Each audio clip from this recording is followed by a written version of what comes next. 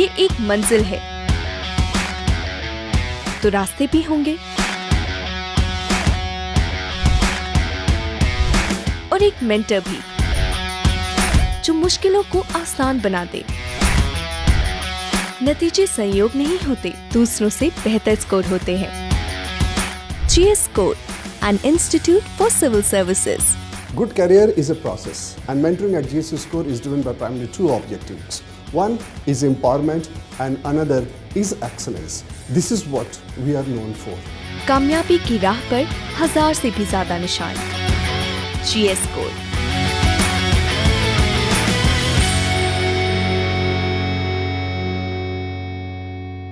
Hello everyone, मेरा नाम अनिरुद्ध पांडे है and I have secured All India Rank 64 in UPSC Civil Services Exam 2022. This was my 4th attempt, and in this video I will discuss how you can read Lakshmikant differently for different exams, that is the prelims exam and the GS2 portion of mains exam.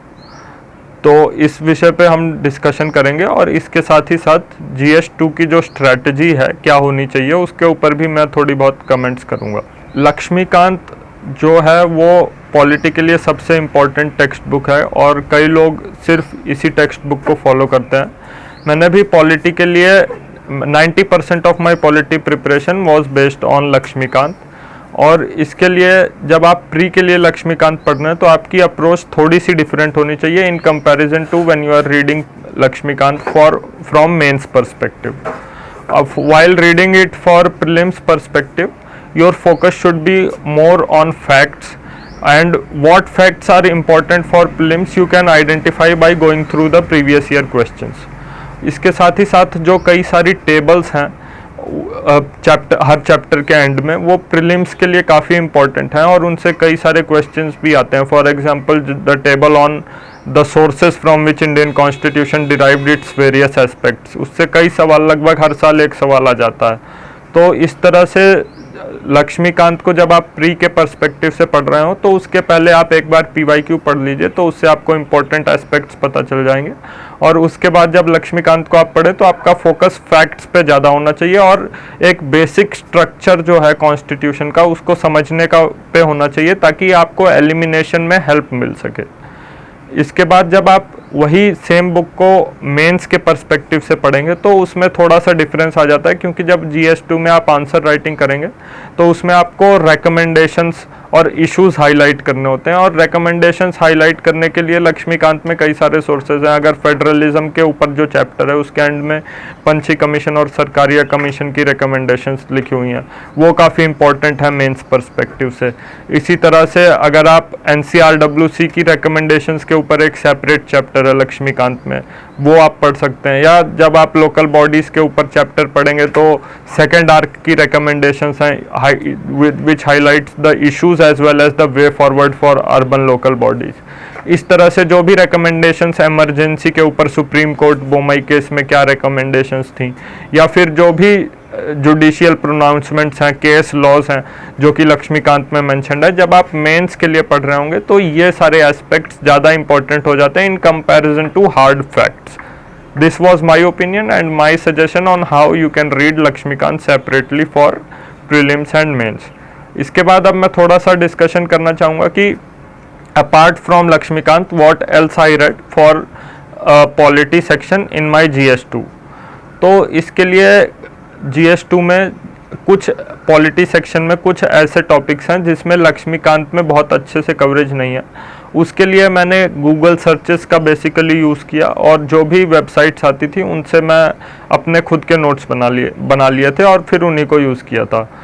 Specially जैसे constitutional bodies जो हैं, election commission of India, या फिर statutory bodies हो गई, NHRC हो गया, administrative tribunals हो गया, इन सारे इश्यूज़ के ऊपर मैंने 1 पेजर नोट्स बना लिए थे।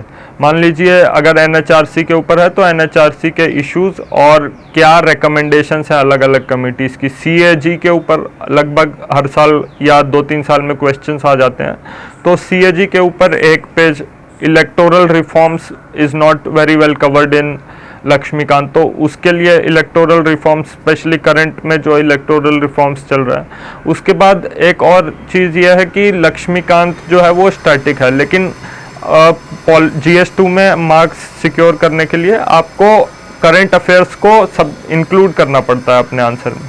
तो उसके लिए मैंने अलग से नोट्स बना लिए थे, जिसमें मैं जो भी न्यूज़पेपर में या मंथली मैगजीन्स में रेलिवेंट करंट अफेयर्स की चीज़ें होती थी, उन पॉलिटी से रिलेटेड उनको लिख लेता था, और लक्ष्मीकांत को रीड करते टाइम मैं साथ ही साथ उन करंट अफेयर्स की चीज़ों नोट्स को भी रिवाइज कर लेता था।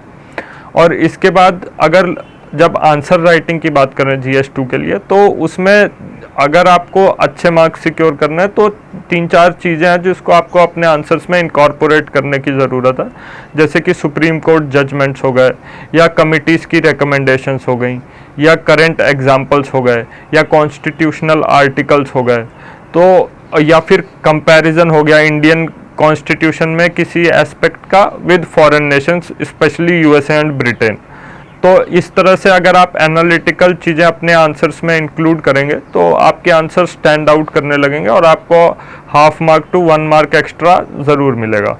इसके बाद GS2 में कुछ ऐसे भी पॉइंट्स हैं जो कि लक्ष्मीकांत में नहीं कवर हैं। For example representation of people's act, या फिर statutory, regulatory and quasi judicial bodies. तो इनके ऊपर आप गूगल सर्चेस करके, या मैंने विजन IAS के वैल्यू एडेड मटेरियल्स का भी यूज़ किया था, तो इन सारे सोर्सेज, वेरियस सोर्सेज को यूज़ करके आप अपने नोट्स बना सकते हैं उन टॉपिक्स के जो कि लक्ष्मीकांत में नहीं है लेकिन UPSC के GS2 के पॉलिटी के सिलेबस में है। तो इस तरह से आप एग्जॉस्टिव नोट्स बना लीजिए, और उसके बाद मेन एस्पेक्ट जो है पॉलिटी में वो आंसर राइटिंग है। आप जितना ज़्यादा प्रैक्टिस करेंगे, क्योंकि स्टैटिक नॉलेज जो है वो लक्ष्मीकांत हर सीरियस एस्पिरेंट जो मेंस लिख रहा है उसने 4-5 बार पढ़ी होती है, तो उसमें आपको स्टैंड आउट करने के लिए अपने आंसर राइटिंग स्ट्रैटेजीज़ में कई सारे ट्वीक्स करने की ज़रूरत है, जो कि प्रैक्टिस के साथ ही इम्प्रूव होगा। तो आप अपने फीडबैक पे काम करिए, और स्टैटिक नॉलेज आपके पास रहेगा ही तो आपका परफॉर्मेंस इम्प्रूव हो सकेगा। So this was my strategy for GS2 and I hope it will help the aspirants improve their marks in GS2. Thank you so much, and thank you DKT for giving me the opportunity to share my strategy on GS2 and how to read Lakshmikant differently. Thank you again.